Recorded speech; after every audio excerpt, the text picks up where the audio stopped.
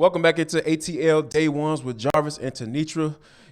I think you can kind of figure out who it is if you're watching us on YouTube. We appreciate you. We can check it out. Make sure you just check us out. If you go to YouTube, go to the search box and type in Locked On Sports Atlanta, and we'll pop up. We got a big old lineup for you. ATL Day Ones with ourselves. You see that smiling face? Check us out every day, Monday through Friday. We're here, and we're here just for you. And we have Hitting Hard with John Chuckery. We got my main man A to Z with Mark Zeno. You can check him out as well. And also, we're free and available on YouTube and wherever you download your podcast. Make sure you check us out. We are there for you. All right, now, T, when you sent me this article, it was a quote that I could have just stopped reading the article right there. When the coach said it, the head coach of Notre Dame, Mike Brey, was at the ACC spring meetings in Amelia Island, Georgia, which is very nice, by the way. Mm-hmm. And this is kind of like it just touched my soul when he said it, and I'm gonna read it word for word. This is the world we're in. Last time I checked, we make pretty good money. Damn right you do. So everybody should shut up and adjust. My goodness. How about that? A breath of fresh air, T. You got the coaches kind of just putting it all out there and saying exactly what it is, exactly what needs to be said, and just figure it out. You kind of get paid to do that anyway, so I don't think it would be too hard to apply. What kind of came to your mind when you saw Mike Brey's comments?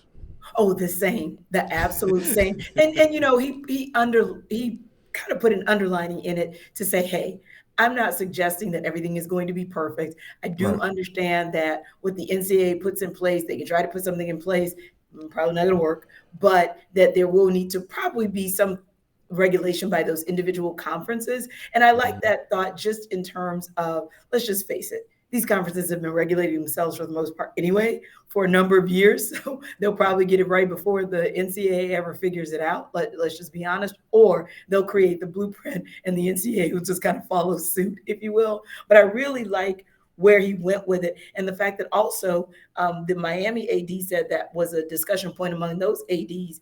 But he suggested the current strategy should also revolve around solutions at the NCAA level. But for me, what I liked about what he said and then what Coach Brey said is there's conversation. There's at least conversation that sounded like authentic conversation, Jarvis, as opposed to backhanded smoke and mirror excuses. I need help with roster management. Exactly. They don't have any idea what they're doing, and they're not going to be able to make good decisions and that sort of thing. When we were reading through this article, it sounded like there was actually some thoughtful commentary, at least from that Miami AD and from Mike Brey, because we know there are some other folk in the ACC who have not quite gotten on board and who's kind of been a king of smoke and mirrors on some level. No doubt about it. And I think that there was another, college football coach who I love dearly. I don't have no problem saying that. I'm confident in mine.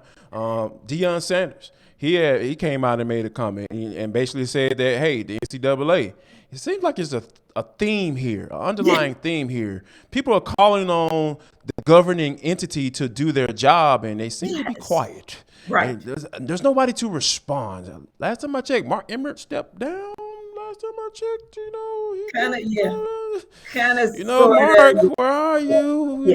We don't know. He's on the farewell tour. Okay. That's what it is. All right, okay. Shocking. When things get hard, you want to start to try to bow out, and so to speak. So, yeah, I think that, that kind of speaks to who he is and who he has been, because at the end of the day, I think it's all boiled down to this.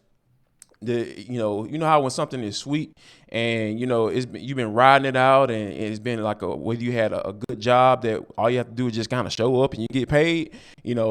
those times are over with. You're Yeah. gonna have to really do. Yeah. Mike Brey pointed out, hey, you're gonna have to adjust. You're gonna have to figure Right. it out. You make enough money to figure out this situation. And like the Right. AD from Miami saying, hey, you're gonna have to come up with solutions.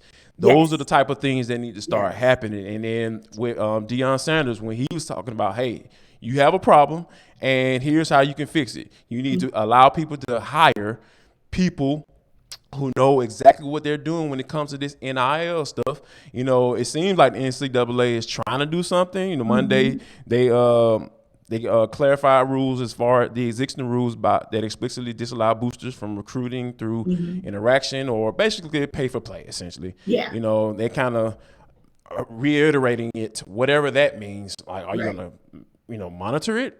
Yeah. So I think that if the NCAA does like what Prime says and allow them to hire people that specifically handle that type of stuff and not assistant coaches or off the field coaches and everything like that, who don't really, they are the ones who aren't informed and don't know what the hell they're doing when it comes to this type of stuff, because it's new. It's all new. And I think everybody's trying to adjust. Everybody's trying to figure this thing out. And saying that the players don't need this or don't need that, or they're not smart enough to make wise decisions, is not the way to solve it. And I think that the AD has a point. I think Coach Brey has a point, and I think Deion Sanders has a point. And I think all in all, this is how you're going to figure this thing out, because at the end of the day, I think people have an issue with the money. I think the numbers that are being thrown out there, like the player at Miami, That's the real, like or big. 2 years, $800,000. Like, Yeah.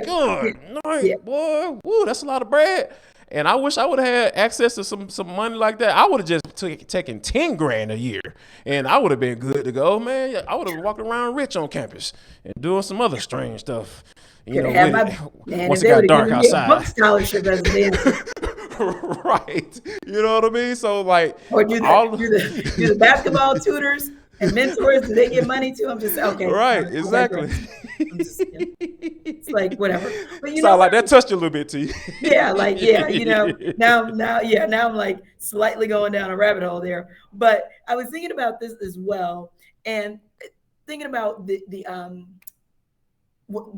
getting people like, remember back in the day, Coach Mike Krzyzewski was one who was outspoken about players' rights, if you will, and supported Grant Hill, who's also been supportive and outspoken about players' rights.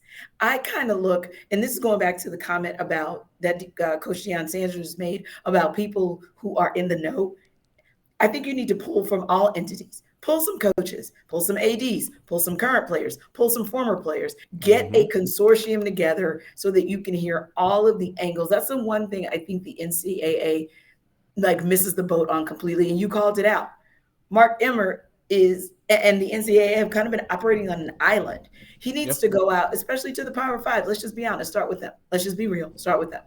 Get those Power Five commissioners together and all of these other entities and say, look here, now we can't dig deeply. I don't think, Jarvis, this is just my opinion, but I don't think you can start digging too deeply into the booster piece, because I think to regulate that is where you're probably gonna have to get the government involved, right? So that may be maybe layer 2 or iteration 3.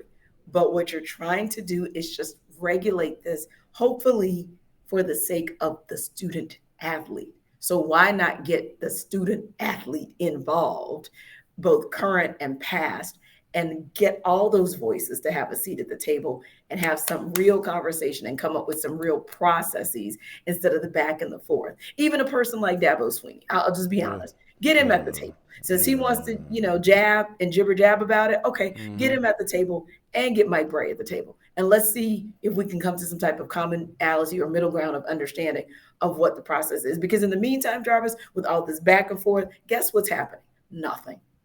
We're still now, the clock is still ticking, and the clock's been ticking, and we have absolutely no real governing of NIL. No doubt about it. And guys like Jordan Addison, out here getting this bag, which I have no problem with. No. I continue to say, get your money. If that's what you talk to your parents about and saying, hey, Mom, dad or both or one or the other or uncle, whoever you consulted with, that you trust, and had that conversation with you and said, you know what, I'm leaving. I want to go get this money. I don't have a problem with that. I think those people are going to continue to make those decisions and move on. And you can sit down here and complain and all that stuff, but like you laid it out. All you have to do is come together and try to figure this thing out, because it's not going anywhere. No. This thing is not going anywhere anytime soon. So you better figure out how to deal with it. So we thank you for figuring out our ATL Day Ones and finding us and liking us and subscribing to us.